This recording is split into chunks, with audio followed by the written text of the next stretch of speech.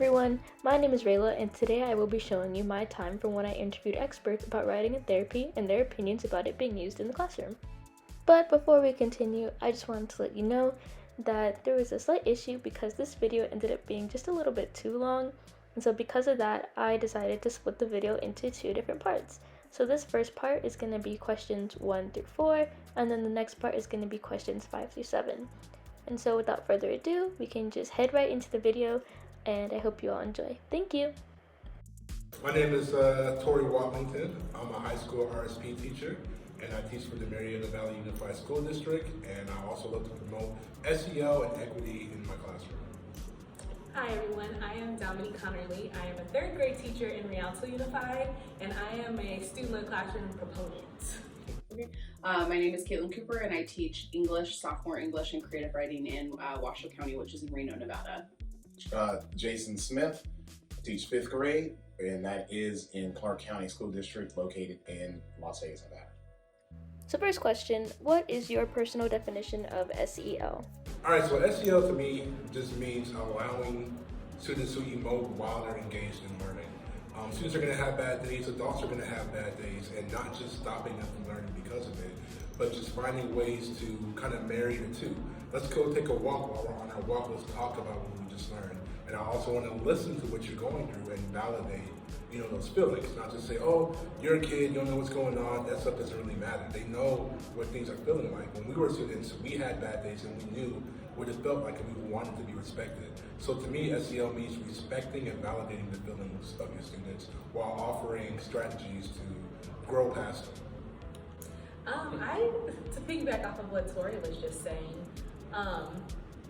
we have students today who are just experiencing a range of emotions at very young ages, and so as educators we have to position ourselves to not only give them the tips and the strategies to identify how they're feeling, but then also learn how to regulate those emotions.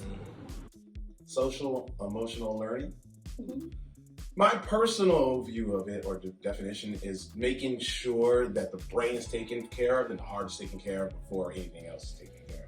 It's kind of like, Maslow's hierarchy of needs. It's like if you're hungry, you're not going to learn or have anything else. I think it's kind of the same thing when it comes to education and learning. If you're feeling some type of way and your heart is hurting or you're emotional and you're not being fulfilled in that way, you're not going to be able to learn or focus in class.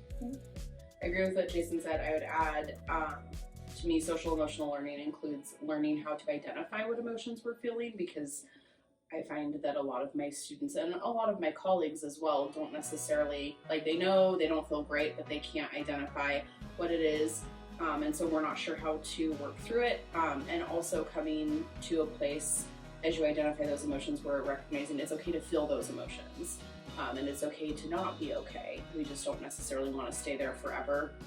And then a lot of practicing the interpersonal relationships as well. So being able to talk to other people or ask, the person sitting next to you that you've sat next to for 5 months, hey, do you have an extra pencil? Yeah. What is your experience with SEL in the classroom?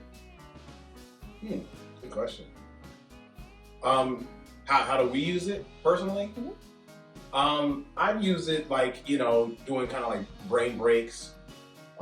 I've used it where we have our counselor who comes in and does lessons. She comes in and does lessons with our kids. So I think those are the experiences and things that I've seen. Different activities, group building activities, get to know you activities. I think it's been things that are outside of the curriculum, but things that make the kids feel better or make them want to be there in class. Yeah. So one of my jobs right now is, in addition to English and creative writing, I'm the coordinator for freshman seminar, and that's where my school has chosen to put its SEL focus rather than integrating throughout. And so we have weekly lessons every week. It's just one lesson a week, and the rest of the time is a study hall or intervention time that focus on the different facets of SEL. In my English classes though, I've done a variety of things. One year, I partnered with our Safe Schools Advocate, which was a grant-funded position, and she came in and we did, through an app called Calm, just a 10-minute like refocusing session several times a week.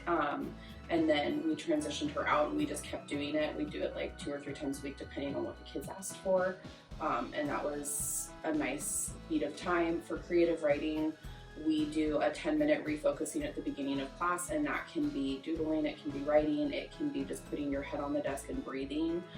Whatever each student needs, they can choose that for themselves that day. And then there was something else I was going to point out, but I can't remember what it is. Oh, when I first started teaching, we had an actual curriculum. I taught ELL for 3 years. Now it's EL. And we worked through the ruler approach. And so it had like very specific posters with graphs of identifying where you're feeling and the different steps. But I haven't done that. I'm in my 10th year, so that was a while ago.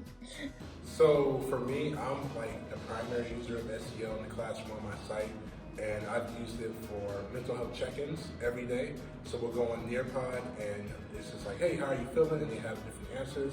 This allows me as a teacher to kind of know the mindset of the students for that day. So if I had something planned that was really, I don't want to say challenging, but just really focus-based, and I can see that 80% of the classroom is just kind of out of it today, it lets me know, like, all right, we're going to take it a little easier today, or we'll take a quick break. And also allowing them to journal and encouraging journaling in class. I tell them, even if you scribble, just get those thoughts out with that pen on the paper, take the page out, rip it up, ball it up, throw it away, and that's you throwing away those negative thoughts. So I think using journaling, doing mental health check-ins, allowing mental health days in your class, if you have that freedom, you create the freedom in your classroom. But even just like, hey, for 10 minutes, we're gonna just put on this music, dim the lights, and everybody just kind of chill, put your phones away, and then we'll come back later. And I really love what Tori said when he provided all the different strategies for his students to kind of get those emotions out, because some students, like you said, they may need to scribble, others may need to play with some blocks, others may need to just separate themselves. And so I think it's important that we present all of those different ways to our students so that they know if I'm feeling a little like, if I'm not in the mood right now, or if something's going on for me internally, I can go and do what I have to kind of regulate myself. I know even in my classroom, I have a calming corner and I have blocks in there, so students know if I need to take a break for a little bit, then I can just go and step in the calming corner, then I can return when I am mentally able to receive what's going on in the rest of the class. So what would you consider to be the pros and cons of SEL? I would say, I want to go with the cons first. It's not many, but I would say when you allow students to emote in your classroom and you encourage and validate those feelings, if you're not careful, they can become fixated on those negative feelings, and if they're having anxiety induced day and you allow them to express that without the proper strategies, that can just ruin their day. They can shut down. The pro being, though, that they feel comfortable enough coming to you and going to your classroom as a safe space. I have students who aren't even on my caseload, aren't even my students at all, who will come and seek me out because they know, oh, Mr. Wallington is known to listen to students and offer suggestions, versus teachers who are like, oh, well, don't worry about that. You need to be worrying about your essay right now. That's not going to help anybody. So the pros being they have that safe space that they know of, but the cons being that without the right strategies, they can either abuse it or just kind of misuse it and get stuck in that negative space. I never considered the cons of SEL. So I don't think I have an answer for that one. I would add on to the pros though.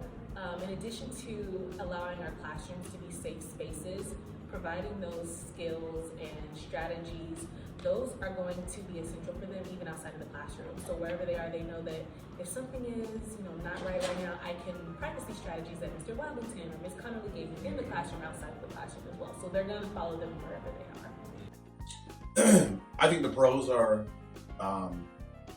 you have the opportunity to reach all your kids and reach them on a level that that's really gonna touch them and really make them feel that you really care, right? Mm-hmm. I think, and that's important as an educator, because I think sometimes you have kids feel like you don't care about me. Mm-hmm. But I think when you approach them with that lens of using the SEL, it lets kids know that you care about it. To me, that's important. I think some of the cons is sometimes it's hard because as an educator, we don't know what it looks like and we don't know what to do.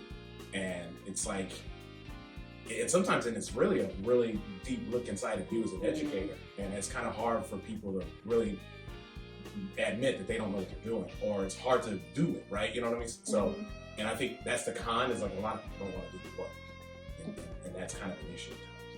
I agree. I think that's my biggest con as well. In order to ask my students to be vulnerable, I have to be willing to also do the same thing.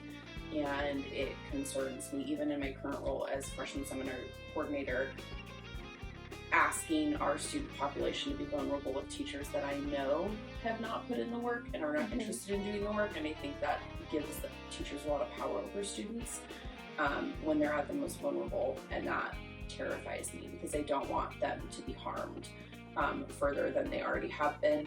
But I do think a pro of SEL is that it really, to me, is about learning how to human. It's about how do I figure out who I am as a person and be okay with that? How do I figure out how to interact with others in kind and respectful manners?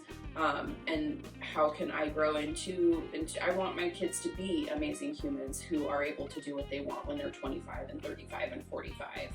And I think that when we don't focus on those skills early on, it's harder as an adult, I think, to go back and unlearn all of the things and change all of the habits than if I had just learned some of the skills I have now as a teenager.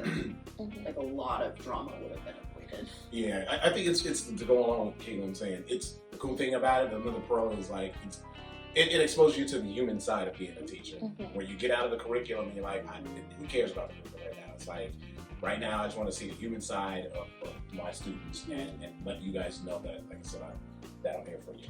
I think that's important. Do you think writing therapy could be effective under SEL?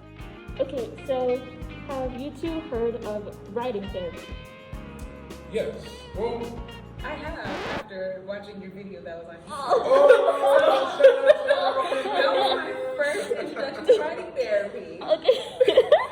I've never heard of it writing therapy. Really? Okay, so...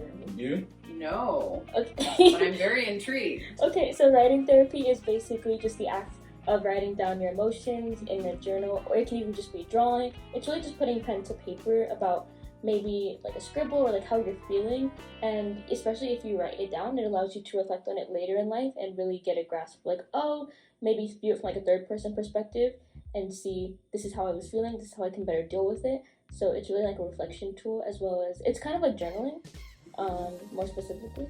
I definitely think it can be an effective, I know it can be an effective thing under SEL, just for that whole reflection piece, because you think in the moment sometimes, you're so like, this is the worst thing ever, this is the worst thing ever, I hate everything, I hate myself.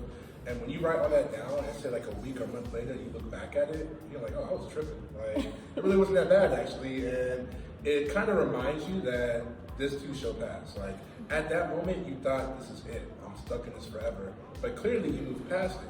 So when you're stuck, like when you think you're stuck again, you have that reminder, like, oh, well, I moved past that. I know at some point I will move past this.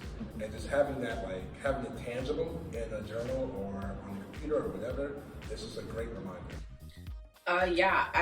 So we have never called it that in creative writing, but I would like to start looking into that so I can call it that, because I do find that giving my creative writing kids that first 10 minutes of class, and they can write on whatever they want, and then if they don't want to write, they can read. It helps them. And the days we don't choose to include that, which are pretty infrequent, but there's occasional where like break is coming or grades are due, it's far more chaotic. Students are far more likely to have a breakdown and be curled in the fetal position in the corner. I think that sounds exceptional, and that would be a good just routine, and it's something they can do throughout the summer. It's something that they could do on their phones, or they could, whatever they need to do through the times they're not physically in a classroom. I think it's great because students have to, or not just students, but people in general have to have a way of releasing what's going on. And this is just another avenue for them to do so. It's never healthy to kind of hold things in. Sometimes we feel like we don't want to be a burden to others by, expressing it verbally or chatting with people. So the journal is a way for me to get this out. This is how I'm feeling in the moment, but I may not necessarily want to talk about it, so I can write it. Yeah, it sounds like it'd be a great way to start the day, like you said, or times that you have I don't want to say dead time, but like sometimes we'll have an assembly, right? The elementary school will have an assembly. We come back, and I'm like, we have 15 minutes between now and prep before you got to go to music, right? So I'm like, what the hell am I going to do between now and then, right? So it's like, it sounds like that would be a good time to do something like that. Like, all right, let's just go ahead and journal out what you guys think you're feeling, or what was your day like, or whatever the topic is, or however you decide to run it. It sounds like it'd be pretty effective, and especially in the morning. That sounds like it'd be a good way to set the tone for the whole entire day. That, hey, let's get rolling and get kids in the mindset of, you know, express yourself, get your feelings out there, and just get your brain rolling. You know, sounds like it's a really good idea. And that brings us to the end of part 1. Thank you all so much for watching. If you could all do me a big favor and go ahead and watch part 2, that would be very helpful. So I hope to see you all there. Thank you all so much for watching. Goodbye!